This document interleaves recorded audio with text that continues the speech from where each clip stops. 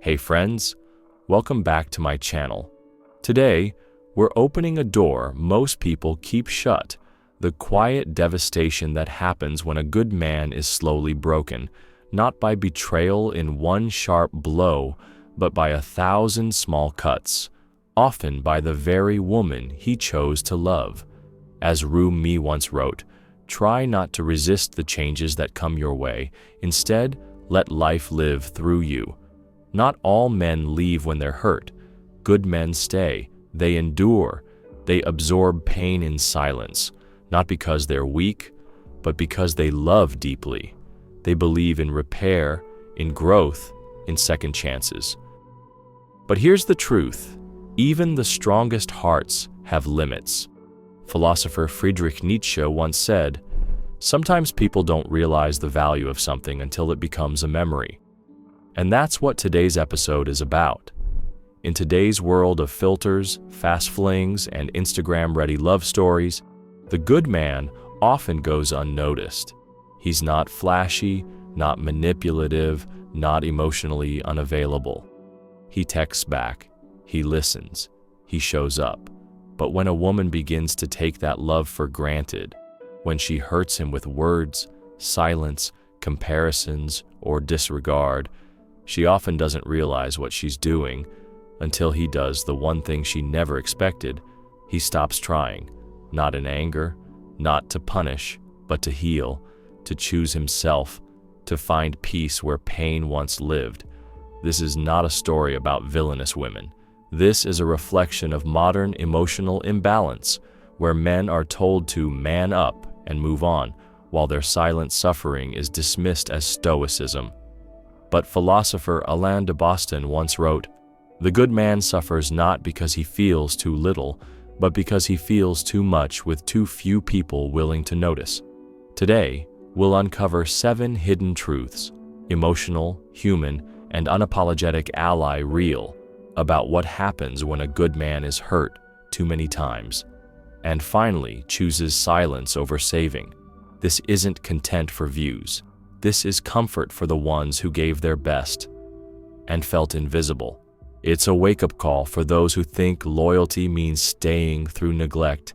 And yes, it's a chance to see love from the inside out, through the eyes of someone who never wanted to walk away, but had to.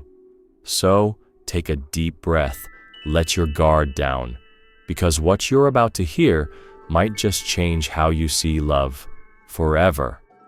Let's go start. Number 1. He starts pulling away without saying a word, and that silence screams. He doesn't leave with noise. There's no shouting, no slamming of doors, no dramatic goodbye. Just a quiet, slow pulling away. At first, she doesn't even notice. He's still around. He still smiles. He still asks how her day was. But something shifted. The depth in his voice softens. His eyes stop lingering. His laughter feels rehearsed. He listens, but something in him has gone quiet, not because he has nothing left to say, but because he's already said everything and none of it made a difference. That's when a good man starts pulling away, not out of anger or pride, but out of silent heartbreak. This kind of silence isn't passive, it's sacred. It's the voice of someone who gave everything he had, his patience, his loyalty, his emotional labor, and was met with indifference. He's not being dramatic, he's tired. He's done explaining himself to someone who doesn't really listen. Done proving his worth where it should have been felt without asking. As Nedra Glover Tawwab says, silence is a response, and sometimes it's the most honest one. That's what this is, his truth, wrapped in stillness. And the hardest part? She doesn't realize he's leaving, because he's still physically there. He still says good night and drive safe, but the energy behind those words has vanished. He's grieving the relationship while he's still inside it, and that grief turns to distance. Emotional, spiritual, then eventually physical.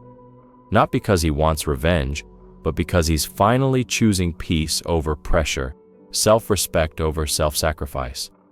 The moment he stops arguing, stops asking to be seen, is the moment he starts letting go. Not because he stopped loving her, but because he finally started loving himself. Philosopher Marcus Aurelius once said, "The soul becomes dyed with the color of its thoughts." And his thoughts? They've turned inward now. He no longer wonders what she needs. He asks himself, "What do I deserve?" And by the time she notices the silence, it's no longer a pause. It's a goodbye. Not loud, not angry, but final. Because when a good man gets tired, he doesn't burn things down. He simply walks away from the fire and saves himself. Number 2, he still loves her, but starts loving himself more. Love doesn't leave him overnight. No, love stays long after the hurt. Even as she withdraws, even as her words grow sharper or her silence is louder, he still loves her. That doesn't disappear easily for a good man. He remembers the small things, the first laugh, the late-night talks, the moments when her walls came down and he felt chosen, and because of that memory, he stays longer than he should. He forgives more than he deserves to. But something begins to shift inside him. Not his love for her, but his love for himself. At first, it's subtle. He starts noticing how often he bends just to keep her comfortable, how often his needs get swallowed in the name of not starting a fight. He notices how tired he feels, even in her presence, how empty he feels after giving so much. And slowly he starts to wonder, what if love isn't supposed to feel like this?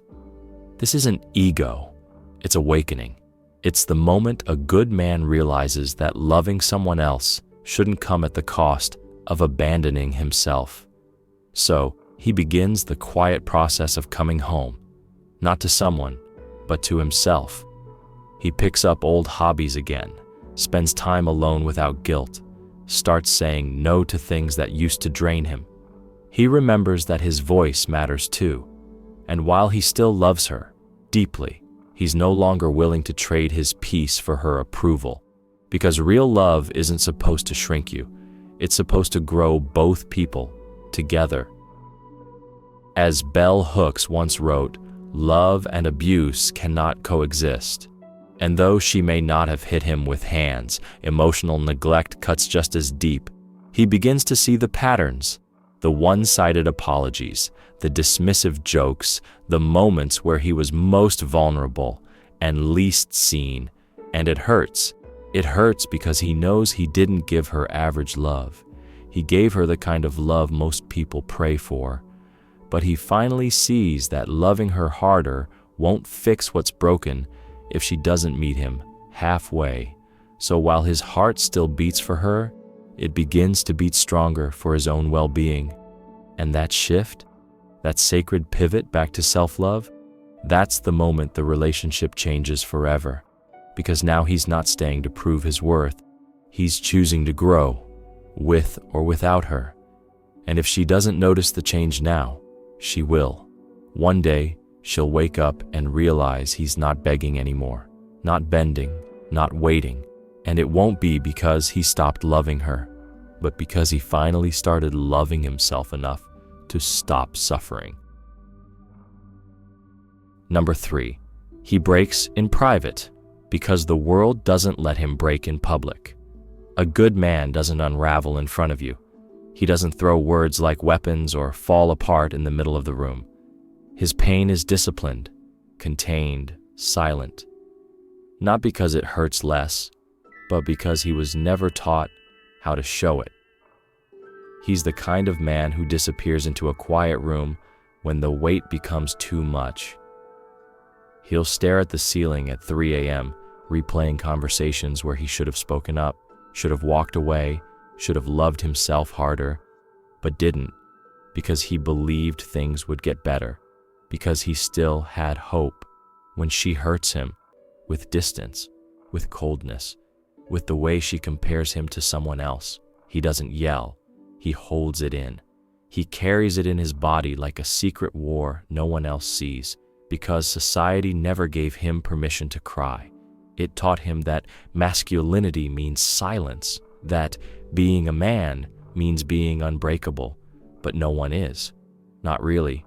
And so he folds in on himself quietly, at work, in traffic, in the shower, anywhere but in front of her, because in her eyes, he's supposed to be the strong one, the steady one, the one who always understands. But just because he doesn't fall apart loudly doesn't mean he's not falling apart deeply. Every ignored message, every dismissive comment, every time she says, "You're too sensitive," it chips away at something sacred, his sense of worth, his belief that he's enough. And still, he smiles, still asks how she's doing, still checks in, not because he's weak, but because his love was never conditional. As Carl Jung once said, the most terrifying thing is to accept oneself completely. But before he can do that, he has to admit something painful. He's not okay. He's been breaking in private for months, maybe years, and no one noticed, not even her, because he became so good at hiding his hurt that even the one who caused it believed he had none. But breaking privately comes with a cost. It builds pressure, it builds distance, until one day he can't hide it anymore, until the silence turns into a departure, not dramatic, just final. Because the man who once kept his pain quiet has finally learned that he deserves to be heard, not just tolerated. Number 4, he stays loyal, even when he feels emotionally starved. A good man doesn't walk away when the love feels off. He holds on, tighter, longer, more patiently than most ever would, because his loyalty isn't based on convenience, it's rooted in character. He doesn't just show up when it's easy, he stays when it's hard. He tries when he's tired. He loves when he feels empty. But there's a truth people don't like to talk about. Even the most loyal heart has a hunger, not for attention, not for praise, but for emotional presence, the kind that says, "I see you, I value you, I care that you're here."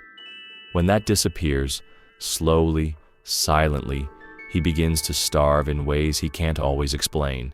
It's not about grand gestures, it's about the simple things, a soft "thank you," a text that says, "I'm proud of you," a random hug after a long day. These seem small, but for a man who gives everything quietly, they are the food his soul survives on. Without it, he becomes like a tree planted in dry soil, still standing, still giving shade, but dying inside. She may not notice. She may think he's fine because he doesn't complain, because he keeps showing up. But the absence of complaint doesn't mean the absence of need. And that's where so many good men fade, not in fights, but in forgotten moments. Philosopher Thich Nhat Hanh once said, "The most precious gift you can offer someone is your presence." But when she becomes emotionally absent, scrolling through her phone while he shares his thoughts, turning distant when he needs closeness, she doesn't see it. But he feels it all. And still, he stays, not because he's blind, but because he remembers who she was before the distance. He hopes for her return. He prays for the softness to come back. But eventually, the hunger becomes too much. And one day, he stops trying to feel full from a love that no longer feeds him. Not because he stopped loving her, but because he finally started noticing how empty he felt trying to love someone who wasn't loving him back. By the time she notices, by the time she asks, "Why didn't you tell me?" it's too late. He already did in 100 quiet ways, with the look in his eyes, with the change in his laugh, with the way his body sat beside her, but his heart felt far away. And when that kind of loyalty ends, it doesn't explode, it exhales. A tired kind of goodbye from a man who stayed far beyond what his heart could handle. Number 5, he realizes that effort shouldn't be one-sided, and that hits him hard. At first he thinks it's just a rough patch. Relationships have ups and downs, right? So he gives more, tries harder, plans date nights, texts first, forgives quickly. He thinks if he just shows her how steady his love is, she'll come closer. But over time, something heavy begins to settle in his chest. A quiet question. Why does love feel like work only when I'm the one doing it? You see, a good man doesn't count his efforts until it starts to feel like he's the only one making any. He notices the patterns, how he's the one who always reaches out first, how he celebrates her wins, but his go unnoticed, how his apologies come quickly, but hers arrive late, or not at all, and it doesn't hit him like a thunderclap. It hits in fragments, in moments, in the way her energy shifts when she's distracted, or how she turns cold during the times he needs warmth the most. And suddenly, he understands something people rarely say out loud. Effort is the language of love. And when it becomes one-sided, love becomes survival. You start managing expectations. You walk on eggshells. You shrink so the other person doesn't have to grow, and he's tired of shrinking. As Maya Angelou once said, never make someone a priority when all you are to them is an option. That quote doesn't just hit, it stays. It lingers in his mind when she forgets the things he told her mattered, when she laughs harder with strangers on her phone than she does with him in person. And in those moments, he realizes, love shouldn't feel like a performance, it should feel like a partnership. So he stops over-explaining himself. He stops begging for emotional presence. He begins to redirect his effort, not to make her love him more, but to remind himself of what he deserves. That's not giving up, that's waking up. And from that moment on, the dynamic shifts. He still loves her, but he no longer sacrifices his peace to prove it. And that decision, it's the most painful and powerful kind a good man can make, to pull back, not out of revenge, but out of self-respect. Number 6, he stops arguing because he's already let go inside. One of the most misunderstood signs that a good man is reaching his limit isn't yelling, it's silence. In the beginning, he used to fight for the relationship, not out of ego, but because he cared. He wanted to be understood, wanted to explain, to fix. He'd stay up through midnight arguments, reply to long texts, and try to translate the language of his heart into something she could feel. But slowly, something inside him begins to shift, not from rage, not from pride, but from emotional exhaustion. He begins to realize something painful but true. You can't force someone to see your value. You can't keep bleeding emotionally just to prove that your love is real. So, he stops arguing, not because he's okay, but because he's done begging to be heard. He starts replying with, okay, not to dismiss, but to protect his peace. He lets go of the need to be right, the need to be validated, the need to make someone care who clearly isn't showing up anymore. It's not passive aggression, it's survival. As the philosopher Epictetus once said, silence is safer than speech. And now, he chooses silence, not because he has nothing left to say, but because he said it all before and nothing changed. At first, she might think he's finally calming down, that maybe things are back to normal. But it's not peace she's witnessing, it's distance, the kind that grows in the absence of emotional safety. He may still smile, still sit at the same table, still ask if she ate, but his soul is already halfway out the door, not in a dramatic exit, but in slow, unspoken withdrawal. And that's the danger. When a good man stops arguing, he's not surrendering the love. He's surrendering the fight to keep convincing someone who no longer wants to understand him. He's choosing dignity over desperation. By the time she realizes what the silence really means, she won't be facing the same man anymore. She'll be facing the version of him that learned how to let go. Not because he stopped loving her, but because he finally started loving himself more. Number 7. He walks away quietly, because sometimes love means letting go. When a good man finally walks away, it's not because he stopped caring. It's because he's reached the edge of his own soul's endurance. This departure isn't loud. It isn't dramatic. There are no raised voices or slammed doors, just a quiet, resolute choice to preserve what's left of his heart. He walks away not out of bitterness, but out of wisdom, because he knows that love is not meant to be a battlefield where he keeps fighting alone. He understands that sometimes the greatest act of love is letting go, not to hurt, but to heal. As the poet Khalil Gibran wrote, "If you love somebody, let them go. For if they return, they were always yours. If they don't, they never were." He leaves behind the memories, the laughter, the dreams, the promises, carrying them gently but without regret. This goodbye is a testament to his courage, the courage to stop sacrificing himself on an altar of unreciprocated affection, because a good man knows his worth, even if no one else does. Social media might capture the breakups with hashtags and highlight reels, but his departure is silent, unseen, unsung, but deeply felt. No need for public validation or explanations. He simply chooses peace over pain, freedom over fixation, and in that quiet walking away, he finds his true strength, the strength to love himself fiercely and wholly, to rebuild his heart in a way no one else can, to open the door for new beginnings, for healing, for genuine connection. This is not the end of his story, but a profound chapter in his journey towards self-respect and true happiness. And maybe, just maybe, it's the moment when real love finally begins, with himself. Conclusion. Thank you for staying with me through this deep and honest journey into the heart of a good man's silent suffering.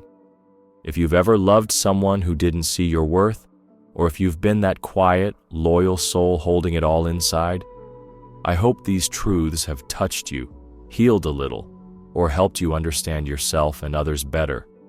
Remember, love isn't just about grand gestures or loud declarations.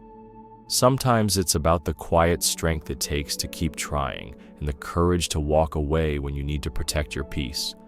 If this video resonated with you, please hit the like button, because your support helps more stories like this reach the people who need them most.